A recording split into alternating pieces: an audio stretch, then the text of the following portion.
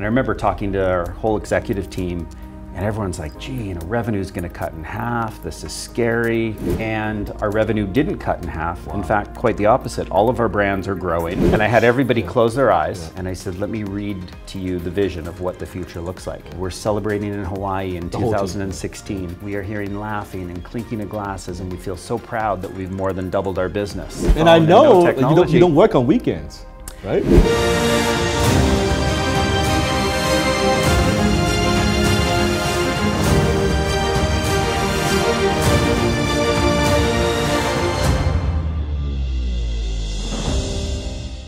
Today is a fantastic day. I have a good friend of mine here visiting the studio, Brian Scudamore. Now, if you watch my show, actually last time I was in Brian's office, and this time he's coming to our office, our studio. This is like after the COVID-19, and he's the franchise king. Everybody knows that, right? A lot of different brands that he's built. Most well-known, of course, 1-800-GOT-JUNK, right? So I thought, since Brian's is coming, why don't we put the mic on and actually talk some war stories, especially like how CEOs navigate through this period of time. Now, Brian, we were just, before we start, we're talking about the entire group that you have now. This year is going to hit close to $500 million in Canadian dollars. In Canadian, in Canadian dollars, right? Yeah, like, it's huge. It's a huge So like number. 100,000 US. Yeah, 100,000 US, yeah, 150,000 US with the exchange rate. So talk to us, since like COVID-19, I think a lot of entrepreneurs also look up to you, they reach out for advice, right? What do you see, how has that impacted your business, and how has that impact like entrepreneurs that you know in terms of COVID? So when March 12th, I think it was, hit and the world just started falling apart quickly, we were talking on Zoom with people in our office because we shut down our office. And I remember talking to our whole executive team, and everyone's like, gee, revenue's gonna cut in half, this is scary, we're not gonna be able to get out there with our trucks. And we were worried that our three brands were in trouble. However, we were lucky because we were an essential service with 1-800-GOT-JUNK. Our other brands, Wow One Day Painting and Shack Shine, people didn't want anyone in the homes. But once people got through understanding that this isn't forever and understanding there are measures, distancing and masks to be safe, we started to equip our teams with the right tools out in the field to do the jobs safely. And our revenue didn't cut in half. In fact, quite the opposite. All of our brands are growing. 1-800-GOT-JUNK is up well over 20%. Wow. And what happened is people started spending more, as we all know, more time at home. They want to get rid of junk because they've got to turn that office into, or that bedroom into an office. Or the basement into an office, or the garage into an office, right? Exactly. And then Wow One Day Painting and Shack Shine, what was interesting there is people aren't traveling, they're not going out to eat as much, they're not spending money on things outside the home, they're spending money inside the home. Correct. And our value prop, especially for Wow One Day, went way up. Nobody wants people in their houses. But if you're going to tell me you're going to come in and paint my entire house on the inside in a day, and you're going to be in and out, the value prop went way up. And our business is soaring. It's been, so while it's been a challenging time with COVID, I'm grateful we're in the industries we're in. Correct. And they're all growing like crazy. Versus like other, let's say, retail type franchises, they are the ones that are suffering big time because capacity issue, or they just get shut down and things like that, and people go, let's say if a restaurant franchise, it's a lot more challenging, right? So everything, I'm just curious, when you picked the industry for home service, was it strategic, or was it just like, why you picked those type of industries? Well, I think I've always been a big believer, grow where you're planted. If something's working, continue to do that. So 22 years of 1-800-GOT-JUNK, which I discovered the business, being in a McDonald's drive-through, I see up a beat-up pickup truck, I buy the truck, I start hauling junk as a way to pay for college. We now have thousands of trucks out on the road. But 1-800-GOT-JUNK was working so well, franchising a service or a chore that people didn't really want to do. And us giving a platform or a recipe to franchise owners to come in and build a business with us, it worked. So why not go into another similar service? And that's where I discovered Wow One Day Painting. Kind of the same audience, the same household, but now different types of services. Yeah, what can we do at home? It's like your business. What else can you do online? Yes. So for us, our scalability became, Let's go into the home and paint the home with Wow One Day Painting. Let's go in with Shack Shine and wash windows, gutters, power wash. And we called that business house detailing. Someone details their car, why not detail your house? And it's been fun. So while home services might not be attractive to many people when they go, oh, I don't know if I want to start a painting business, we're not looking for painters.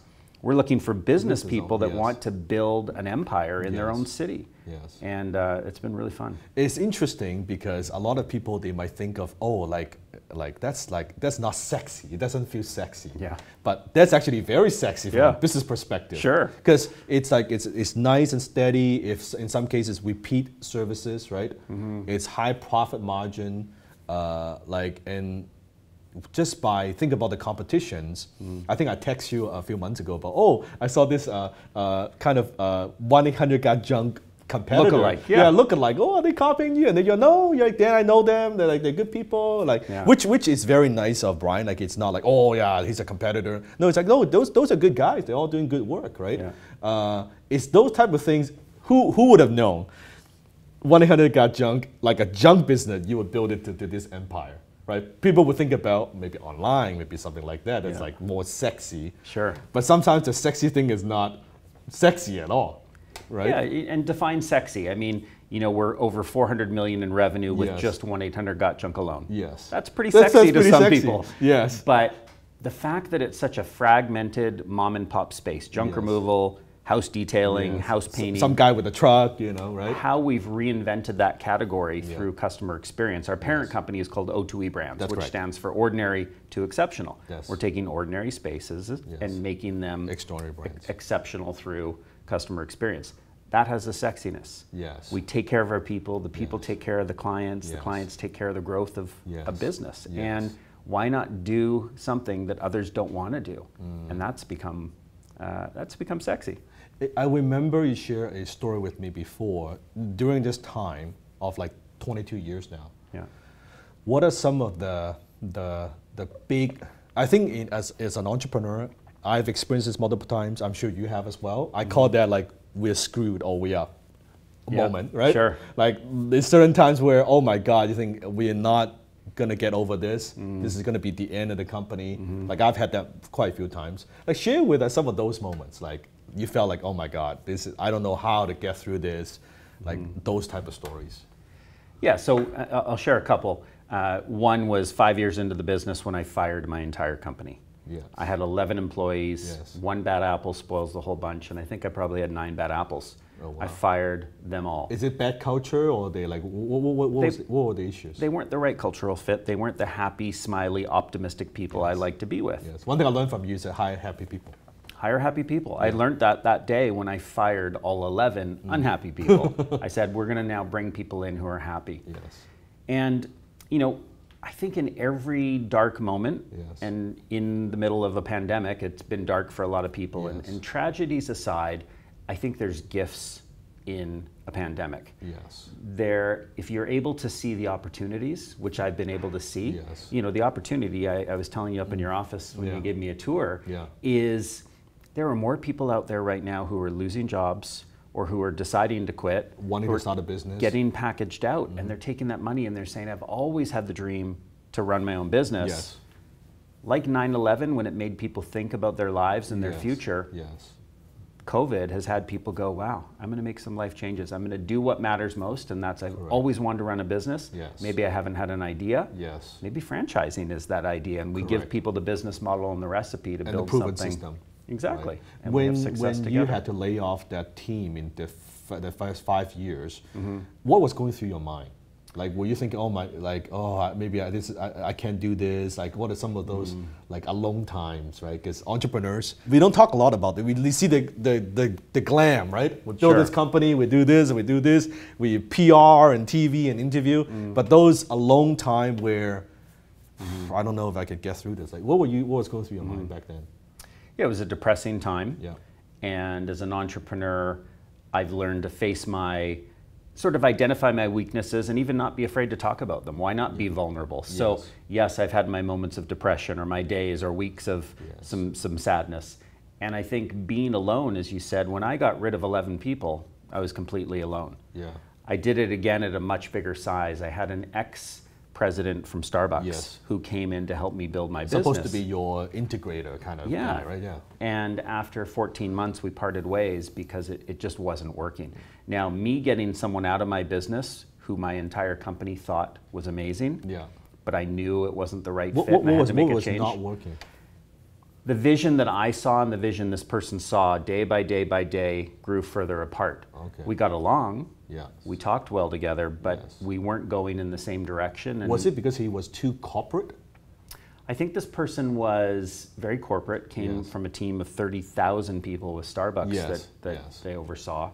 But I think it wasn't believing in me as an entrepreneur. Ah. As an entrepreneur, we're a little quirky. Yes. We think differently. Yeah.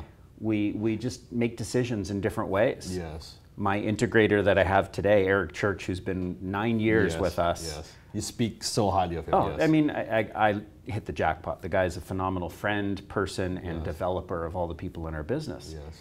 And Eric, I noticed when I was interviewing him, and I took a lot more time this time interviewing my next integrator, my Yes. next COO and president, Yes. because I got it wrong. And what I noticed in Eric, and he said no one else has ever noticed in him, he's always been the person working with an entrepreneur. Got it. He loves entrepreneurs. Got it. He loves that they think differently and they see visions and big ideas and they can be a little ADD. And Eric is detailed, systematic. He was good in the with military. people. He's the rigor, the discipline. He comes from corporate Canada, Yes. but he has systems and processes. Yes. He can run the business in a way that I could never do. Correct. You know, I was able to get my business from 0 to $1 million in 8 years. That's a Yes. long time. Yes.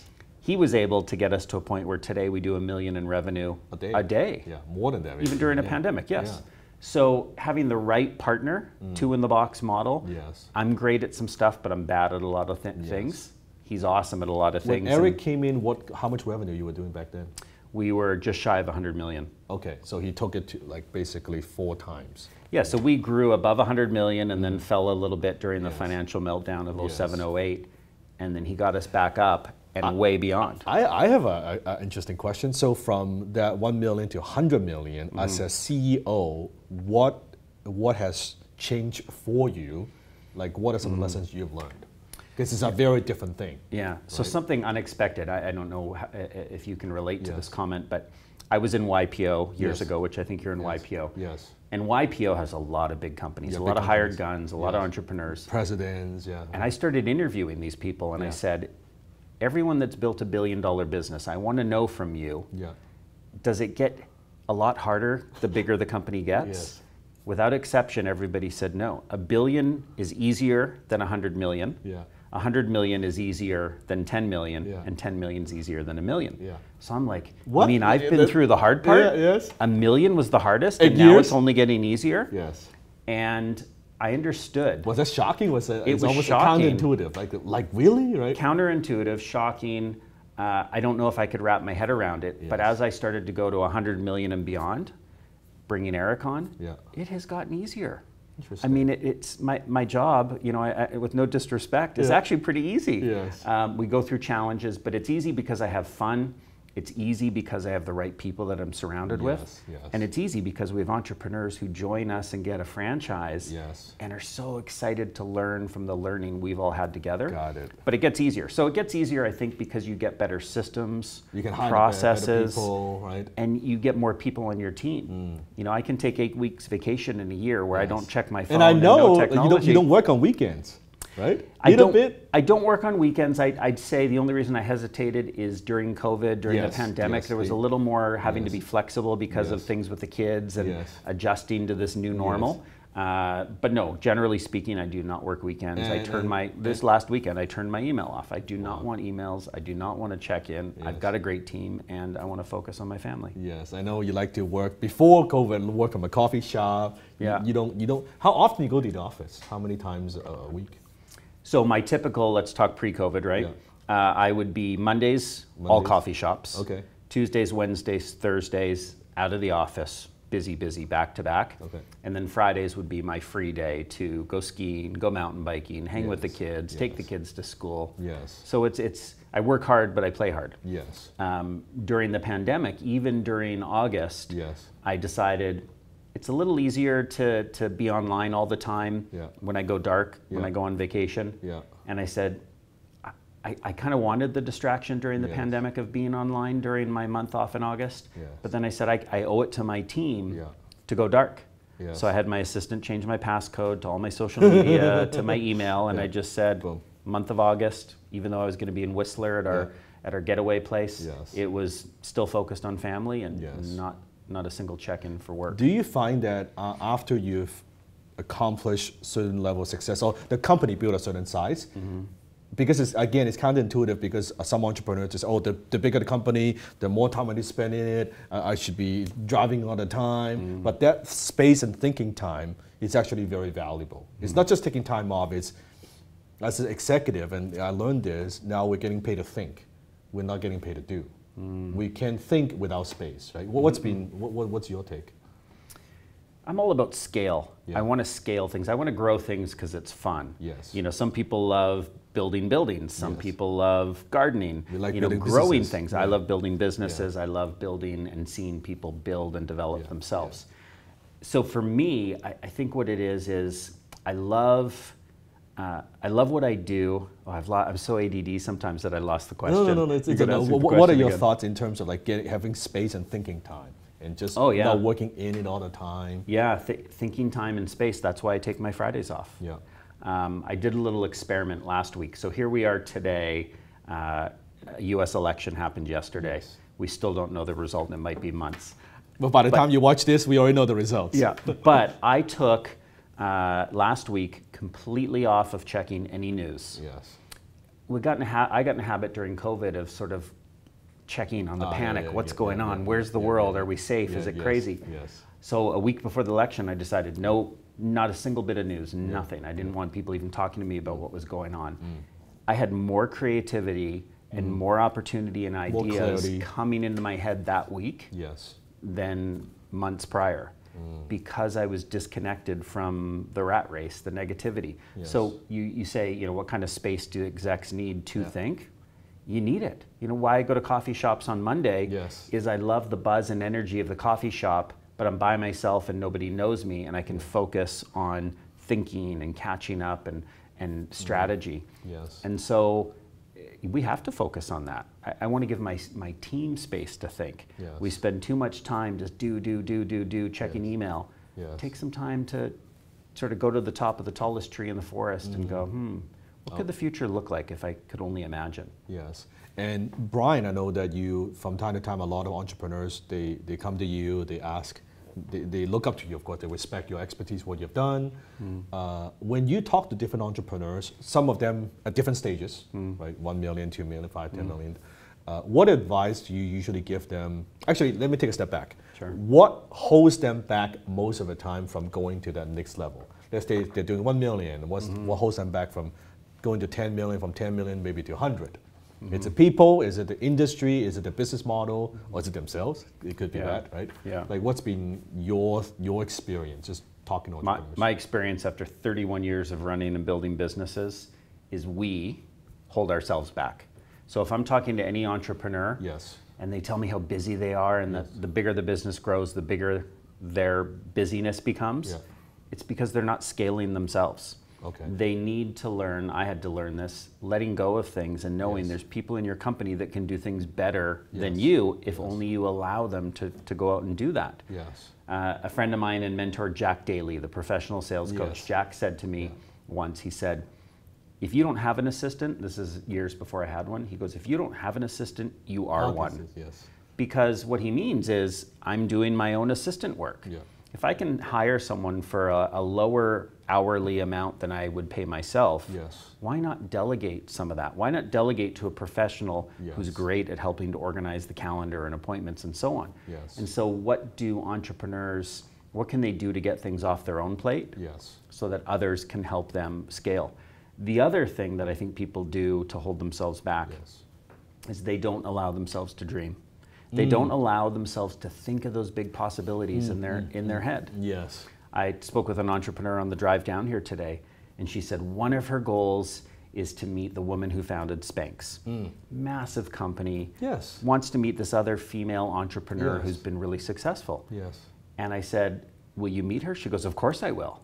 I said, is it in writing? She said, yes, it is. And I said, you'll meet her. You'll figure out a way to meet her. Yeah. If you believe and you dream in these big, hairy, audacious goals, and you start telling the world, telling people like myself, you're gradually going to get there. So I think people limit themselves by not dreaming about the big possibilities. I wanted to be on the Oprah Winfrey Show. I wanted to give Oprah a big hug. I wrote it down. I talked about it. I just put it out there to the universe, and it happened. And it was one of the biggest things for 1-800-GOT-JUNK. When Oprah is on stage and you see a 1-800-GOT-JUNK truck drive behind her on screen, and she says, 1-800-GOT-JUNK, you're just like, this is unbelievable. So dreaming big, people just limit themselves. Walt Disney said, it's kind of fun to do the impossible. One of the greatest parts about my job is I get to dream impossible things and give them to people who believe they can make them possible, and they do. That's very profound, because you notice entrepreneurs sometimes not only we're choking our business to death, but we put these limitations. Oh, it's like, Brian, you wouldn't have the company you have today if you were thinking about, well, you know, just have a couple trucks, you know, make a living. Today we'll still be a couple of trucks and making a living, but no, you see something different in your mind. You see, like, I'm curious, were you seeing, I see trucks everywhere with the brand that people are driving with. Is that what you saw first, and then it kind of manifests? Yeah, I see the picture in the future.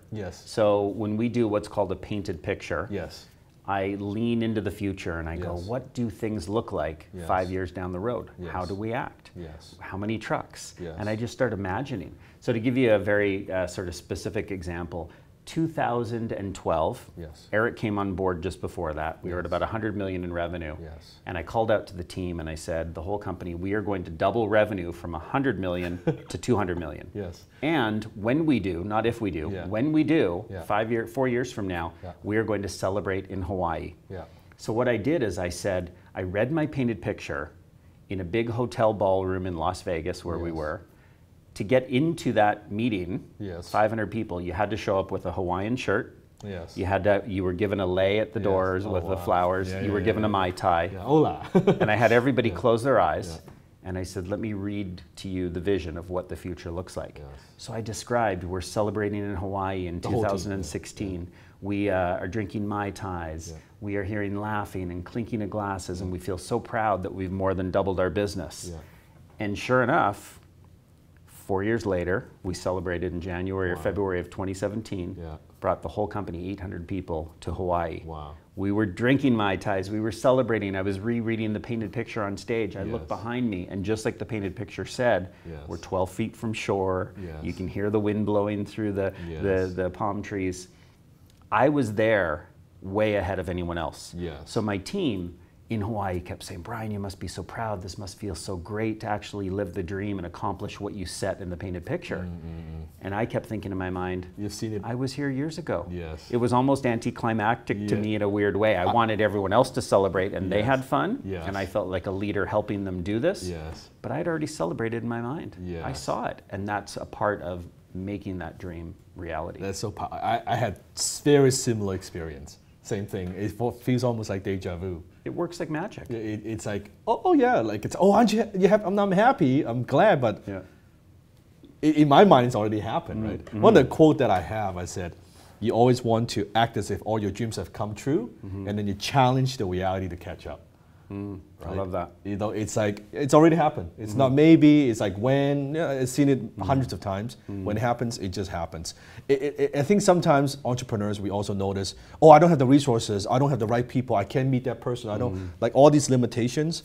You'll be shocked when you have clarity and you ask, just like the entrepreneur you were talking to, if she wants to meet that person, she tells people, it's only a matter of time, she'll meet someone, oh, I know that person, I can put you in touch. But if we are afraid to ask, we don't even ask, you will never get, you will never get. And then you said, so from the entrepreneurs you work with, you kind of talk to them to get to the next level.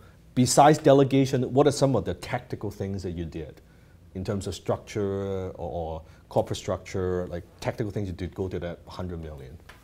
Yeah, to go to 100 million, it was taking a list of everything in my business and saying one at a time, how do I let go of everything? Got it. So even the things I did very well, pitching the press. it wasn't me that pitched Oprah and got us on the show. Yes. It was a fellow named Tyler Wright, who was our first PR hire. Got it. I let go of the PR world and said, here, let me give it to someone else. Yes. I let go of running the call center and gave it to someone else. Yes. I let go of everything I could until I was left, really, when I brought Eric on board, mostly with vision and strategy and culture. Yes. I've got the easiest job in the world. Yes. I've got the best job in the world for me. Yes. But it's by letting go. So I think scaling is about consciously deciding what's next to let go of. Okay. Every business has a finance component. Yes. How do you get rid of payroll? Yeah. How do you get rid of doing the books? How do you Yes. get rid of being your own assistant? Yes. And so one step at a time, it's starting to take off the hats that you're wearing, multiple hats, and allowing it to grow. I mean, I've got to think in your world, Yes. you know, you are the brand. Yes. You can't replace yourself in terms of talking on camera and interviewing people. Yes. But all the things you had to let go of Correct. to grow the business that you've grown. Correct. Which is also powerful. like we were geeking out about like funnel and Facebook ads just before this, but it's a two-edged sword. Because the personal brand is great. It's a very powerful weapon, right?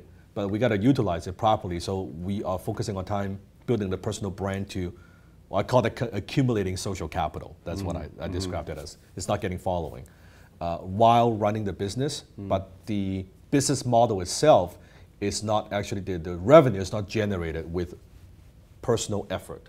It's just the reach, the mass, right? It's because of social media where we're going right now, right? One last question. So let's say for now what's happening, and a lot of people want to go into, be their own boss, go into businesses, right? Where do you see, some of the brands that you have, where that is going? Like, what's your vision for the next, let's say, 4 years? Yes. Well, so right now, one thing I told you in your office that I didn't expect from a pandemic is I didn't realize how many people were going to take this opportunity to start their own business. Yes. We were getting people flooding us with wanting to start a franchise. Yes. And it's been interesting because I've always thought people don't know where to start when they start a business. That's often the blocker. You talk about limitations. People go, I just don't have the next idea. I want to create $1 billion business. I want to create the next Instagram. Sometimes they think so big, but it's just start by creating something. Correct. And so what I'm passionate about is I believe we've created almost a business school. Yes. People who come in who've never run a business. Correct. And they buy a franchise, and we teach them step by step how to do everything. You follow the system, you'll be successful. We have so many entrepreneurs that came in that knew nothing about business, that had never run a franchise, that have built millions and millions of dollars in revenue. Not taking 8 years. Exactly, faster than me. So Paul Guy, our first franchise partner, it took me 0 to 8 years to get to $1 million in revenue. He did it in his first full calendar month. Wow. So I felt like, man, I suck, right? But I created the system to give to him, and he did it faster. Yes. So I think when people are looking for a business idea, sometimes they've got to recognize maybe the idea is just, the big idea is learning from someone else. Yes. We pay, $50,000 to go to university. Why not put money into starting a business and learn how to run a business through a franchise? Yes. And then maybe you add more franchises, maybe you go start a business of your own. Correct. I think people need to understand that there's different types of entrepreneurs. There's some like you and I who like to create from scratch. Yes. And that's painful and challenging, but not for rewarding. everybody. Yeah. Didn't we just say not for everybody? Yeah. And then there's some that want to start small and organic and learn from someone else. Yes. I like shortcuts as an entrepreneur, hacks, we call them. Yes. I think franchising is a great hack because people can go, I can scale something faster than Brian did in the same business because I'm using his system. Correct. And this is why most businesses, they have, some say 90, some say 95% fail in the first 5 years. With versus franchises, you come in, there's a system, there's a brand. Sure. You think about sales, marketing, everything that you do, you're starting from scratch. Nothing wrong with that. We just build that one piece at a time. And it takes a long time because you have to account for a learning curve. Whatever you build, the sales component is not going to be that good. The marketing component, probably is not going to be that good either, bit by bit. And then you have to attract the right talent to run that. So I think sometimes on social media, it's easy to say, I'm going to start my business, I'm going to do this. You see someone successful, and I think most people don't know what they're getting themselves into. Like, it's like look at Brian, look at us, like me, like gray hair. Over the years, I mean, it's not easy. Yeah. Like there are a lot of sleepless nights, a lot of stress, a lot of problems, and they kind of don't go away. Yeah, sure. And some people, I mean, I kind of enjoy that. Yes. Right. You know, it takes a certain personality. Yeah. You know, I wrote a book called WTF Yeah, Willing to Fail yes. because it's those failures and mistakes that, in a strange way, I just find so fascinating because I learn from them, and they always, if I've taken the learning, I've gotten to a bigger, better place as a result. Yes.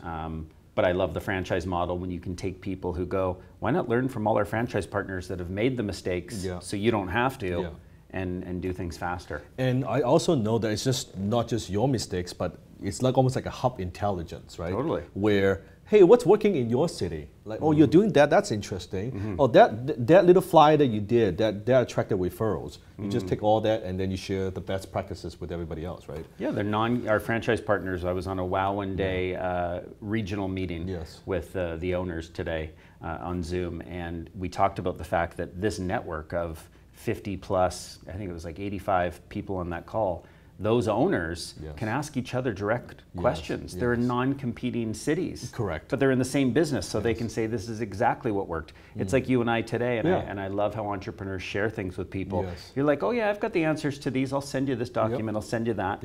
Why not learn from others? And why not give and help others as well? And that's one of the best things about entrepreneurship. It's coming from the abundance mindset, not a scarcity. Oh, if I share my trade secrets, you know, I'm going to create competition. It's not like that. And actually, most high-level entrepreneurs that we know, they're like, even first time when I connected with Brian, it's like, yeah, come to my office. It's like, yeah, come see my operation. It's very inviting. It's not like, ooh, what do you want from me? It's no, come check it out. Like it's awesome. And the same thing. Oh, come check it out. Like it's kind of like that. Like it's only the small entrepreneur. They're small-minded.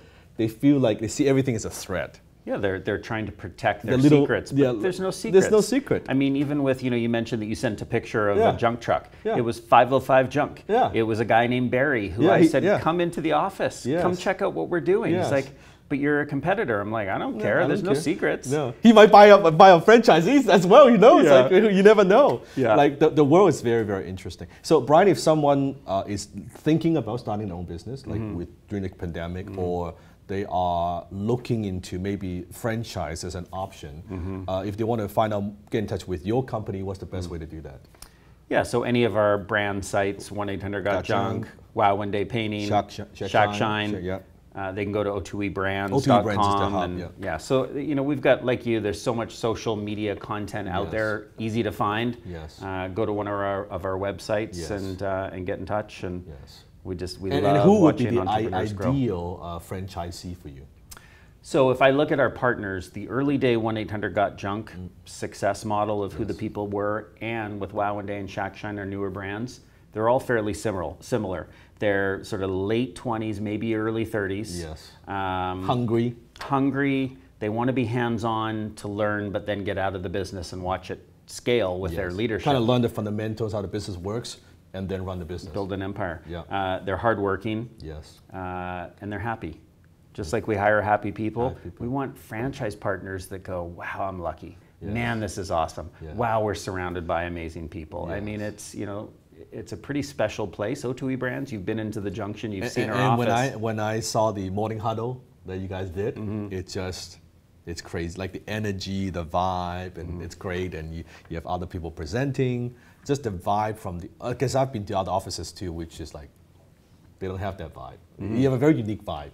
Like it's happy, motivated. And it's because I think as a leader, what motivates me, it's never been money. I drive a little Toyota pickup truck. It's all branded, of course, but I'm not about buying things. I'm about building people, experiences, and watching things grow.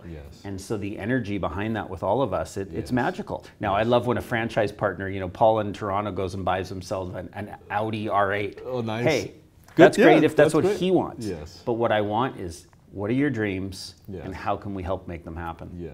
And I'll personally attest, like in the beginning, there's a period of time where those let's say, materialistic things drove me more. Oh, I like the nice things, all that.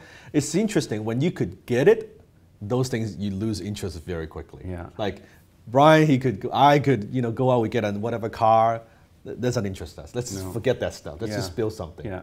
When you could get it, like I don't even wear a watch anymore. Right? I had a whole watch collection. Like those things just don't interest me. Because it's like now, I guess before we kind of want some validation from the world. Hey, look at what I've done. Look at all. When you have that already, nah, we don't need that stuff. Like status, simple stuff. We are more interested. Okay, how can we grow this thing? How do we overcome the challenges? How are we gonna navigate? Like all these things, it's that. So it changes. For you, it would change as well. In the beginning, provide for your family. You want to have a certain lifestyle. Once you get all that, I think you notice your motive would change. And I think that's why love Brian, what he does. Huge respect, I say many times, right? Yeah. Huge respect what he does. So inspiring, even when I went to the office and what he's built. I know your goal is to build to $1 billion. I saw that on the vision board, right? Yeah. In the office. And the billion is again, not about the money, but it's a measurement of the size and scale of the people that we are impacting through our influence of helping to build. And the customers and all of that. And then you've got, Eric Church, our president and COO, he's already talking about 2 billion, right? So in leaders trying to think so far ahead, he already knows $1 billion's going to happen. Wow. We're halfway there, but he knows it'll happen. Yes. He's already talking about 2 billion. So it's fun. It's amazing. We love what we do. That's amazing. Thank you, Brian. Thank you for being here. Thanks, Dan. Appreciate it.